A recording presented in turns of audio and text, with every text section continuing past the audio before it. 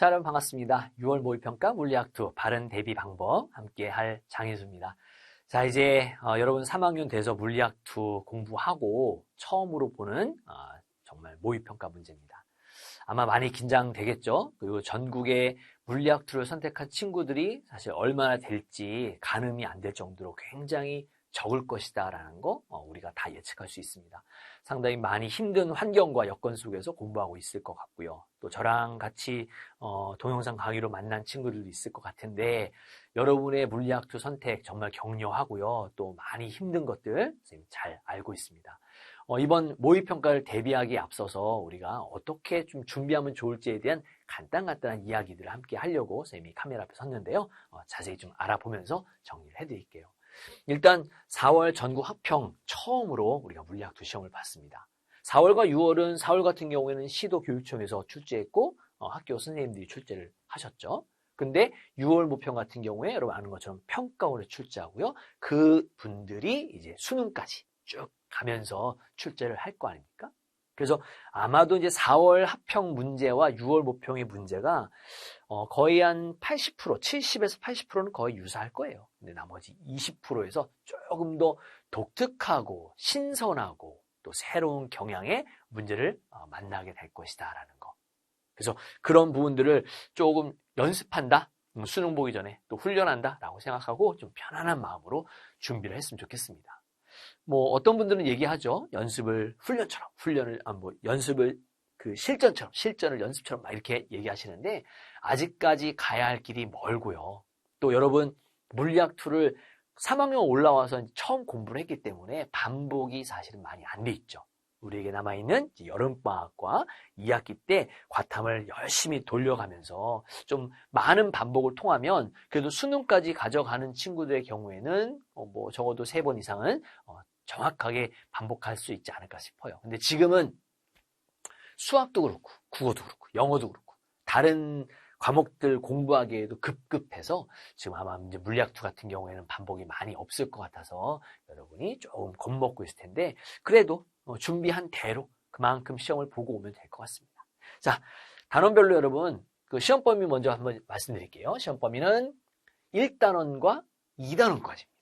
6월 모평인데 2단원 전자기장 전체까지이기 때문에 상당히 시험 범위가 넓고 아마 1단원도 벅차서 정말 허덕허덕 따라오는 친구들 많을 텐데 거기에 2단원이 추가되니까 진짜 어렵겠죠, 그죠? 그래서 예년에 비해서 조금 더 범위가 좀 많이 늘긴 했습니다. 그래도 그런 나름대로의 노력으로 누구에게나 다 똑같은 조건이다라고 생각한 다음에 그 부분을 좀 대비해주면 좋을 것 같아요.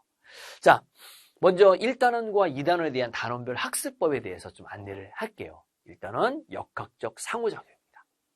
물리학 1에서도 그랬듯이 물리학 2에서도 1단원이 가장 어려운 단원입니다.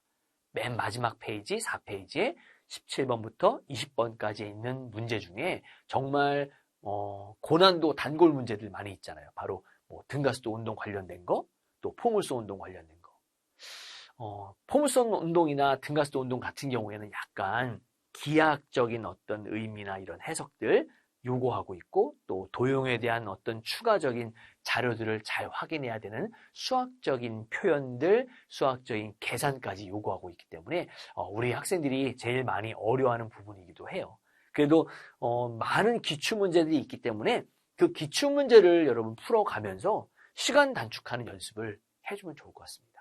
시간 단축이라 하면 예전에는 5분 풀었던 것을 이번에는 막 1분 안에 이런 거 아니잖아요. 5분 걸 4분 30초, 4분, 그죠? 3분 40초 이런 식으로 다만 1초라도 줄여나가면서 좀 준비를 해두면 그래도 기출문제 속에 미래가 보인다라고 하는 것처럼 기출문제를 잘 정리를 하다 보면 요걸 또 이런 식으로 낼 수 있겠구나, 요걸 또 이런 식으로 낼 수 있겠구나라고 하면서 문제 상황이나 또는 그림 같은 것들, 표 같은 것들에 도움을 받을 수 있어요. 물리문제 같은 경우에는 내가 한번 풀어봤던 문제 상황, 또 풀어봤던 듯한 그런 그림, 이런 게 탁 눈에 들어오면 굉장히 편안해집니다. 그러려면 여러분이 좀 다양한 문제들을 많이 풀어내야 될 것 같고요. 그렇게 문제를 풀기 전에는 기본적인 개념이나 베이스를 충분히 깔아둬야 한다. 근데 아직은 이제 그런 것들을 실전에 연습하는 시간이기보다는 조금 더 기본기에 충실하고 반복에 충실하고 그런 부분들이 여러분이 이번 6월 모평을 준비하는 좀 자세지 않을까라는 생각이 듭니다. 물론 만점 받으면 좋지. 만점 받으면 좋지만 그렇지 않다 하더라도 결코 낙담하지 마라. 왜? 6월 모평은 역대급이다. 작년 같은 경우에도 6월 모평 물리학2 1등급 컷이 43점, 42점 이랬어요. 진짜 많이 어렵죠. 그죠? 그래서 6월 모평은 언제나 어렵게 나온다. 왜냐하면 단원이 1단원과 2단원밖에 없기 때문에 어려운 문제를 투성일 수밖에 없다라는 겁니다.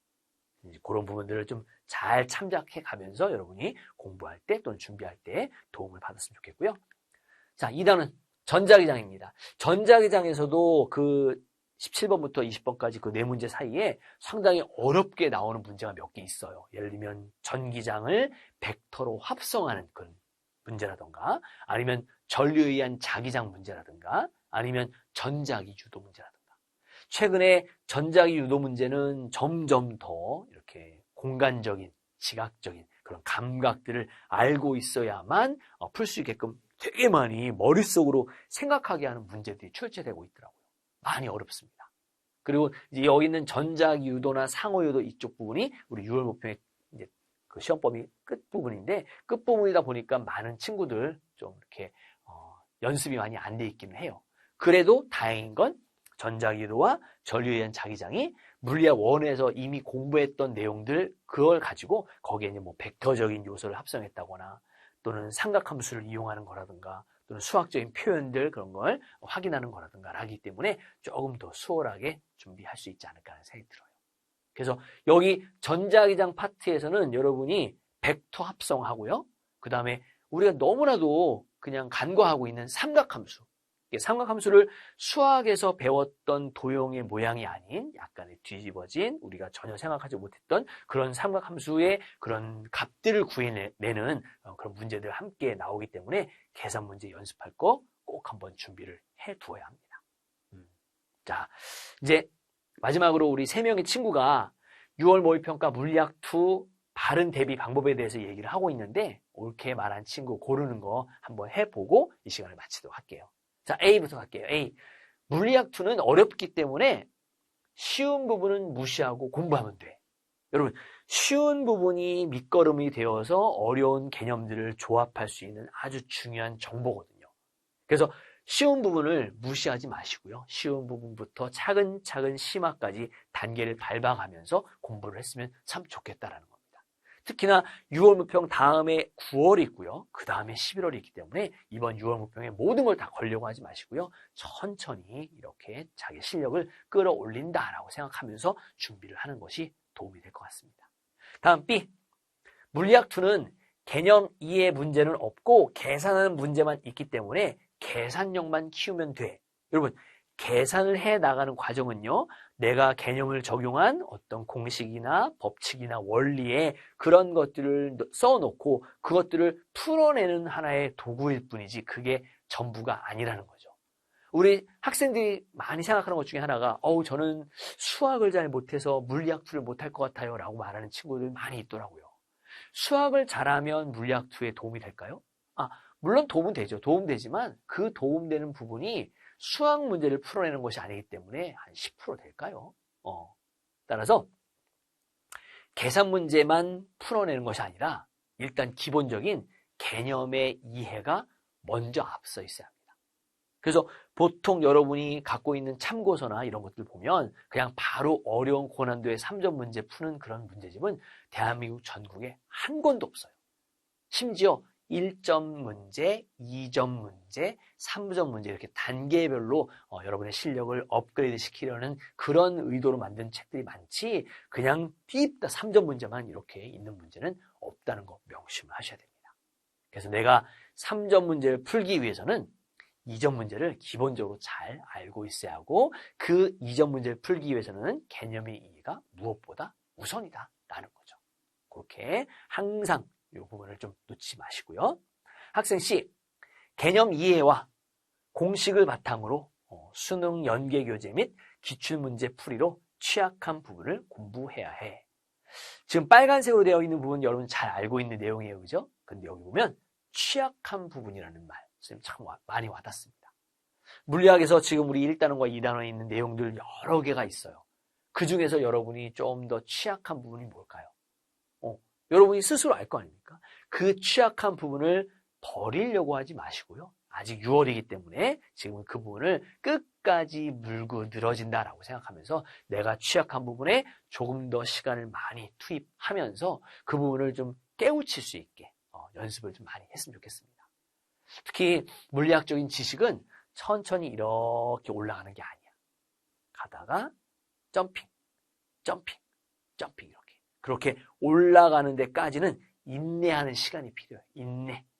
나는 왜 공부하는데도 점수가 안 오르지? 나는 왜 공부를 계속하고 있는데도 이렇게 발전이 없지? 라고 생각이 들 때쯤 여러분 탁 올라가거나 아니면 포기를 하게 됩니다.